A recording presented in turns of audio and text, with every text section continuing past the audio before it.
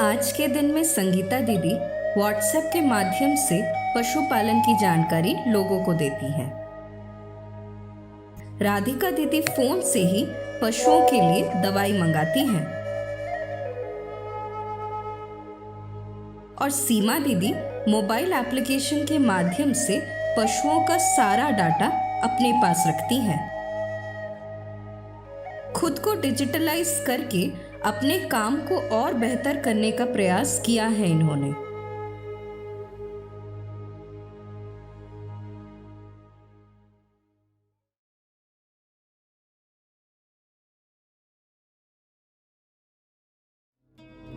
लेकिन आज से कुछ साल पहले ऐसा नहीं था। संगीता दीदी को अपने पंचायत के पशुपालकों के छोटे छोटे समस्याओं के लिए भी हमेशा घर घर जाना होता था और पशु जानकारों से मिलने के लिए हफ्तों इंतजार करना होता था। वही नदी नाला पार करके 2-4 किलोमीटर हमको पैदल जाना होता था दीदी लोग को खबर देने के लिए। दीदी हम लोग यहाँ पे बैठक रखेंगे तो खबर दे के फिर 4 किलोमीटर हमको पैदल आना पड़ता था। फिर आके घर का सारा काम करना पड़ता था, रात भी हो जाता था।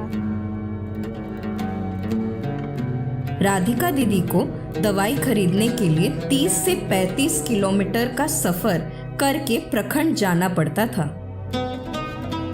फोन नहीं था तो हम लोग को आना जाना ये लगा हुआ रहता था, उस समय पर मिलता भी नहीं था, जिसके कारण हम लोग अच्छा सुविधाएं मतलब जाके ग्रुप में दे नहीं पाते थे।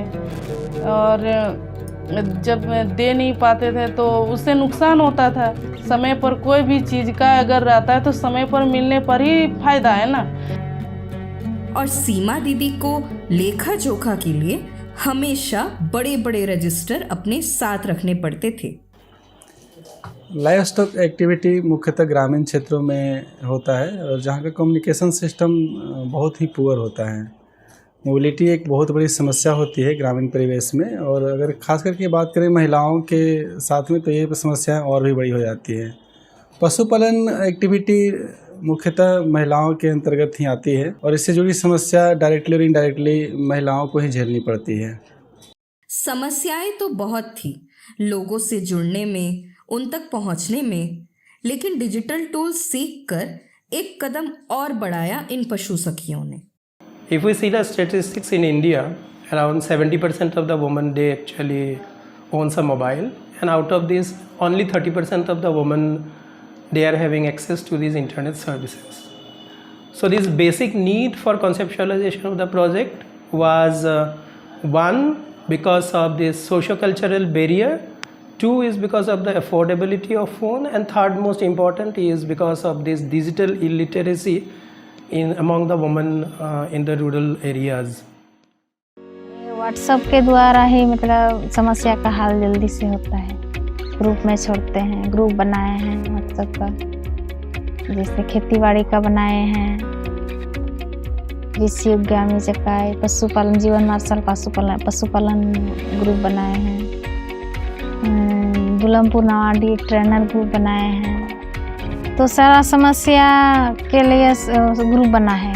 जैसे हम पशुपालन में काम करते हैं तो कृमिकरण करने लगे हैं या पीपीआर भी करते हैं, तो उसका मतलब दवाई मंगाना हो तो भैया को बता देते हैं मैसेज करके कि हमको 4 भाई या 5 भाई लगेगा, भैया हमको इतना भिजवा दीजिएगा। जब मेरा बकरी को बीमार होता है तो फ़ोन के माध्यम से पशु सखी दीदी से बात करते हैं और पूछते हैं कि दीदी ऐसे ऐसे मेरा बकरी का तबीयत ख़राब हो गया है, तो आप बताइए दीदी कैसे मेरा बकरी ठीक होगा। तो ऐसा फ़ोन के माध्यम से दीदी से बात करते हैं और फ़ोटो भी खींच के व्हाट्सएप में दीदी को भेज देते हैं। तो दीदी उधर से बताती है, दवा के बारे में सलाह देती है। जैसे हम अपने घर में ही थे तो मीना दीदी अपने ग्रुप में जीवन मार्शल पशु प्रशिक्षक ग्रुप में अपना बकरी का फ़ोटो डाले और वो बोले कि भैया जानकारी बताइए। तो हमने उनको बकरी के बारे में जानकारी दी है और उसको स्पेशल टॉनिक्स जो होता है अपना घरेलू उपचार से वो बकरी को बचाए। और पुनः फिर सुबह में जाके भी हम लोग देखे यदि व्हाट्सएप ग्रुप या मोबाइल नहीं होता तो हम लोग उस जानकारी नहीं मिल पाती। डिजिटल कम्युनिकेशन सिस्टम एक बहुत ही बड़ा माध्यम रहा है महिलाओं तक पहुंचने के लिए, और ख़ास करके ग्रामीण क्षेत्र में लास्ट माइल तक अगर हम बात करें तो एक बहुत बड़ा जरिया रहा है पहुंचने के लिए। इसके माध्यम से ग्रामीण परिवेश की महिलाएं भी बहुत सारे टूल्स हैं, जूम मीटिंग, गूगल मीट, इस तरीके के माध्यम से प्रधान स्टाफ, पशुपालन मास्टर ट्रेनर और other expert, live stock experts के साथ भी मीटिंग में जुड़ पाती हैं और उससे जानकारी ले पाती हैं। पशु चारा सीखे हम प्रधान का एक ट्रेनिंग हो रहा था गोड्डा में, तो वहाँ सिर्फ हम ट्रेनिंग में गए थे तो इसके बारे में सिर्फ ये जानकारी हुआ कि पशुओं को खिलाने के लिए भी चारा कुछ बनाया जा सकता है। जब लॉकडाउन हो गया तो हम ऑनलाइन, यानी कि ऑनलाइन मीटिंग होता है जूम में, उसमें हमको इस चीज़ का ट्रेनिंग हुआ और उसके बाद हम पशु चारा जो है वो बनाने का शुरुआत किए। उसके बाद अभी हमारा मतलब 12-13 पंचायत में फुल ऑर्डर आता है, हम दे नहीं पाते हैं, इतना ऑर्डर आता है और दे रहे हैं, जहाँ पर देते हैं उसका भी बहुत अच्छा इफेक्ट आ रहा है।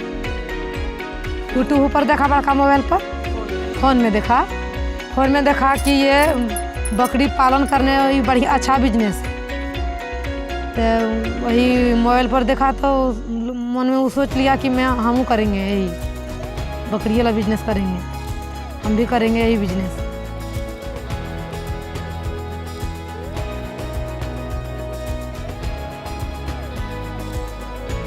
डिजिटल टूल ने एक नई दिशा दी पशु सखियों के काम को। उसी का परिणाम है कि आज 116 पशु सखी बिहार के 495 गांव में 304 उत्पादक समूहों के साथ जुड़े हुए हैं और हाथ से हाथ मिलाकर काम कर रहे हैं।